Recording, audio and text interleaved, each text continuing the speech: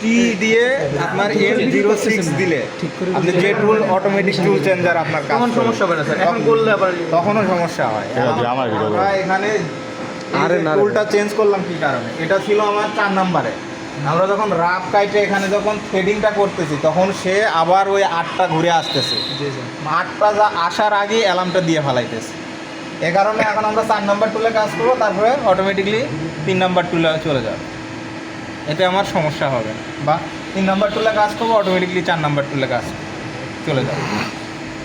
আচ্ছা দেখেন, এখন আমরা আমাদের যে টুলটা আছে 3 নাম্বার টুল, এটার অফসেটটা নিই। অফসেট নেওয়ার আগে আমরা এটাকে হোম পজিশনে পাঠিয়ে দিই।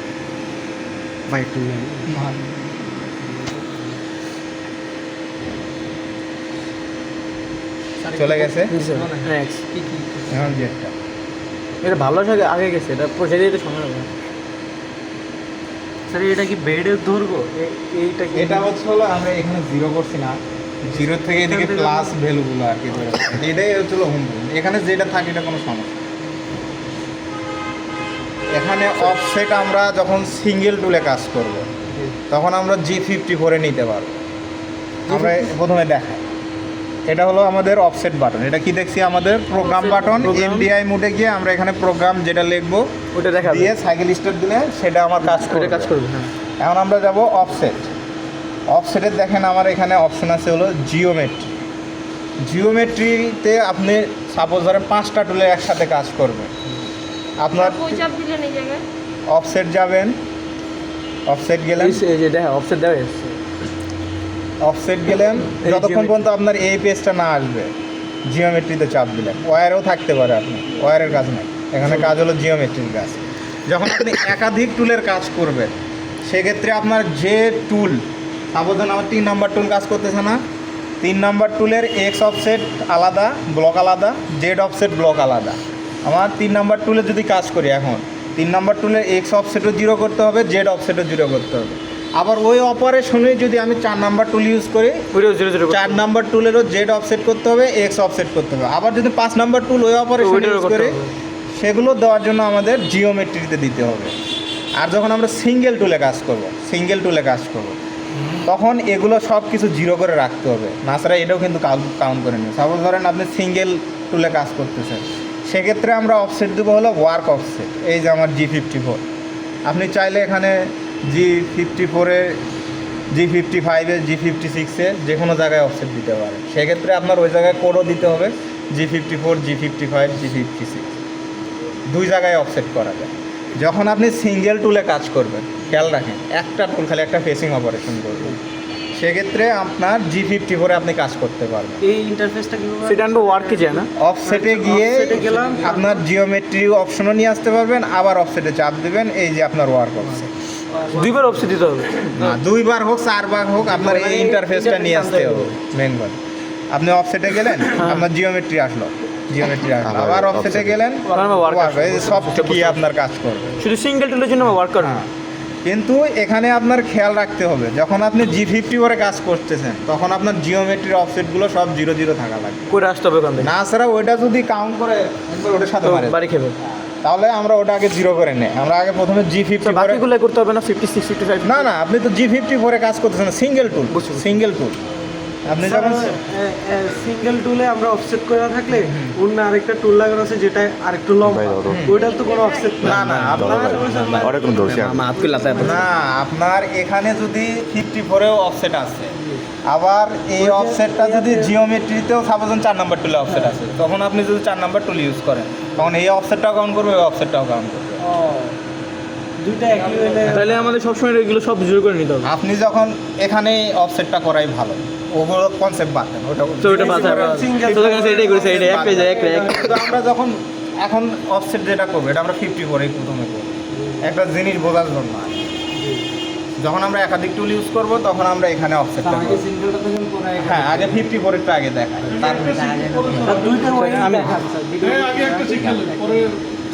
হ্যাঁ আগে এগুলো 0 করে নেই না, 0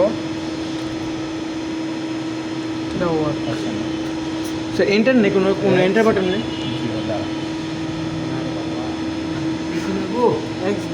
0.0 হয়েছে। এখানে জিরো করার জন্য 0.0 ইনপুট ইনপুট আবার এখানে জেড করব আমরা 0.0 ইনপুট ইনপুট 0. সরি আবার যাই offset 0.0 input offset yeah input এখানে আমরা করে ফেলছি সব জিরো বাদ দেন, এটা আমার জিরো আছে। আচ্ছা, ধরলাম আমরা zero, প্রথমে আগে আমরা একটা টুলের অফসেট করা জি স্যার একটা স্যার ভাই গেছি ভাই আচ্ছা ঠিক আছে। এতক্ষণে কালকে আবার সকালে এসে আপনারা অফসেটই প্র্যাকটিস করবেন না, এত দূর পর্যন্ত প্র্যাকটিস করবেন। আমি দাঁড়া মানে এখানে থাকবো, আপনারা এক এক করে সবাই প্র্যাকটিস করবো। তারপরে আমরা 7টা বাজে সকালে 7টা বাজে চলে আসেন সাথে সাথে স্যার উল্টা পাল্টা কথা বলেন না। আমাদের এখন ক্লাসটা ধরেন আমরা 3 নাম্বার টুলের অফসেটটা করব। জেড অফসেটটা আমরা মূলত কোথায় করি? জবের ফেসে ফেসটাতে করি। আর এক অফসেটটা কোথায় করি? এই পিছু এই যে ডায়াতে করে আমরা ডায়াটা দিয়ে দিই, কারণ এখানে যদি আমরা খালি জিরো করি তাহলে আমার তো এক্স এখানে জিরো দেখা, আমার দরকার কি মিডল বরাবর। তখন আমরা কি করি? ডায়াটা দিয়ে দিই। মেজারমেন্ট ওটার সঙ্গে দিয়ে দিই। সেটা বাইনারি স্কেল লাগবে দিন হ্যাঁ, মানি আর স্কেল আগে আমরা জেডটা করে দিই। আমাদের 3 নম্বর টুল অ্যাক্টিভ আছে, এটা আমাদের ফেসিং টুল, রাফিং। এটা হলো সিএনএমজি হোল্ডার, এটা হলো সিএনএমজি 3 নাম্বার। এটা যেটা আছে এটা হলো ভিএনএমজি, এটা হলো ভিএনএমজি, এটার জন্য আলাদা হোল্ডার আছে। এটা হলো কি আপনার ওই যে এটা আপনার পেপার কাটিং করতে পারবে নর্মালি, সামনের দিকে ছোট ডায়া, পিছনের দিকে বড় ডায়া, এরকম কাজ করতে পারবে। এটা হলো আপনি ইরেগুলার শেপ, যেমন দাবার গুটি এগুলো তৈরি করতে পারবেন। এগুলো মানে আপনার এই ফেসটা কখনো বাজবে না, সুন্দর মতো কাজ করবে। এগুলো যখন আমরা প্রোগ্রাম করবো তখন দেখবো। আপাতত আমরা 3 নাম্বার টুলের অফসেটটা নেওয়া শিখি। কারণ আমরা কি করবো? হ্যান্ড হুইল দিয়ে নিয়ে আসবো, এই তাই না? না, এই জগ বা র্যাপুট দিয়েও নিয়ে আসতে পারি। আমরা প্রথমে আগে কি নিয়ে আসবো? জেটটা নিয়ে আসবো। তার আগে আমরা স্পিডটা বাড়াই নিই, পজিশনে গেলাম।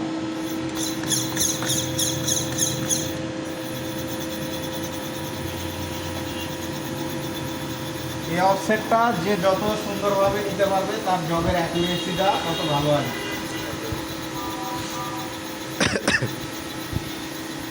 আমি কি করবো? এক্সট্রা নামাবো, extra নাও এটা নিয়ে গেলাম। সবসময় অফসেট করার সময় খেয়াল রাখবেন আপনার টুলটা অন্য কোনো টুল চাকের সাথে বাঁচতেছে কিনা, বা এই টুলটা এটার সঙ্গে বাঁচতেছে কিনা, এগুলো সবসময় খেয়াল রাখবেন।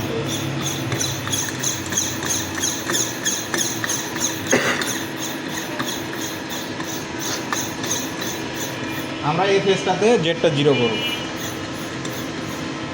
আবার জেডটাতে নিব,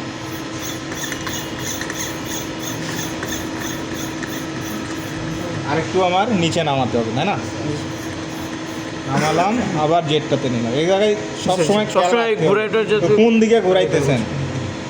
এটা তো আমাদের ট্যাপলন, এক্ষেত্রে আমার টুল ভাঙবে না, কিন্তু এখানে যদি তখন মেটাল থাকবে তাহলে লাগবে 19-20 হলেই আমার টিপটা ভেঙে যাবে। খিল্লা খালাস সেখানে কাগজ দিয়ে না দেখা যায় হ্যাঁ হ্যাঁ, সেটা দেখা যায়। কাছাকাছি চলে আসলো, তাই না? এখন আমরা করব কি? গতিটা কমায় নিব, যাতে নেওয়ার পরে কাগজ আছে নি দেখেন, প্রিসিশন থাকে। কাগজ একটা ওই যে আছে লম্বা করে এখানে আমরা কি করলাম? কাছে আসার পরে গতিটা কমায় নিলাম, কমায় নেওয়ার পর কাগজটা এখানে দিলাম। এটা তাও তো মোটা কাগজ। আচ্ছা শুনুন, হ্যাঁ, এদিকে নিয়ে আসলে আমার সামনের দিকে সামনে যাবে। যাবে। আস্তে আস্তে এ জায়গায় খেয়াল করেন, আস্তে আস্তে কিন্তু আমার মুভমেন্ট হচ্ছে। এটাও ঘোরাতে হবে, এ জায়গাও আপনার হাতটা মুভ। যদি একবার লেগে যায় তার মনে করবো কাগজটা ছিঁড়বে, ছিড়বে ছিঁড়বে।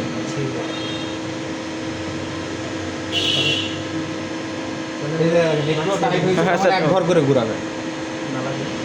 না লাগলে তো জিরো করে দিকে লাগিয়ে দেবে মোটামুটি এগুলো মেটাল না তো, এই কারণে ছেড়ে বুঝতে না, পারছি, শক্তর হ্যাঁ। কারণে আর কি। হলো, এখন আমরা কোথায় যাব? অফসেট, তাই না? অফসেট আমার G50 করে নিয়ে যেতে হবে। আমরা কি করতেছি? জেড অফসেট করতেছি, তাই না? আমি কি করবো? জেড 0.0 ইনপুট না ইনপুট না, মেজা। ঠিক আছে এই যে মেজা, মেজার এখন দেখেন আমার পজিশনে দেখেন, জেড আমার 0 হয়ে গেছে। এটা দেখানোর জন্য আমি G50 করে দেখাইতেছি। জিওমেট্রিতে যখন করবেন তখন কিন্তু এটা 0 হবে না। জিওমেট্রিতে যখন করবেন তখন এটা 0 হবে না, বুঝছেন? তখন এই জায়গায় যে মানটা দেখাবে। সেটা দেখাবে। কিন্তু G50 করে যখন দেখবেন, তখন 0 0 সিঙ্গেলে যখন দেখবেন, তখনই আপনার এটা 0 হয়ে গেছে।